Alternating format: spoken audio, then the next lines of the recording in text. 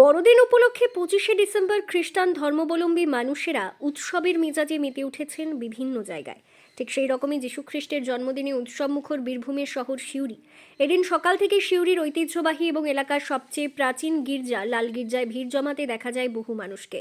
সিউড়ির লালকুঠিপাড়ায় অবস্থিত এই গির্জায় সকালবেলায় বিশেষ প্রার্থনার আয়োজন করা হয়। এছাড়াও দিনভর নানান অনুষ্ঠান। আমরা এখন সিউড়ি নর্দার্ন ইভাঞ্জেলিক্যাল লুথারান চার্চে উপস্থিত হয়েছি, যেটা আমাদের ফায়ার ব্রিগেডের পাশে অবস্থিত এবং এটা সব থেকে পুরনো চার্চ এখানকার মধ্যে। আজকে আমরা প্রভু যীশু খ্রিস্টের জন্মোৎসব বড়দিন উপলক্ষে আমরা এখানে সবাই মিলিত হয়েছি। প্রত্যেক বছর 25শে ডিসেম্বর এই দিনটি সারা বিশ্ব জুড়ে পালন করা হয় এবং প্রত্যেকটি খ্রিস্টান নন খ্রিস্টান সবার মধ্যেই এই দিনটি পালন করার জন্য একটা উদ্যোগ দেখা যায় সব জায়গাতে। তো আমরা সেই জন্য এখানে মিলিত হই প্রত্যেক বছর এবং আমরা আমাদের মতো করে দিনটা উদযাপন করার চেষ্টা করি। সিউড়ির লাল গির্জায় খ্রিস্টান ধর্মাবলম্বী মানুষেরা ছাড়াও অন্যান্যদেরও ভিড় জমাতে দেখা যায়। যীশুখ্রিস্টের জন্মদিন বড়দিন উপলক্ষে গির্জা এবং গির্জা চত্বর সুন্দরভাবে সাজিয়ে তোলা হয়েছে। আর এখানেই এবার এক বিশেষ সান্টা ক্লজ নজর কাটছে সবার।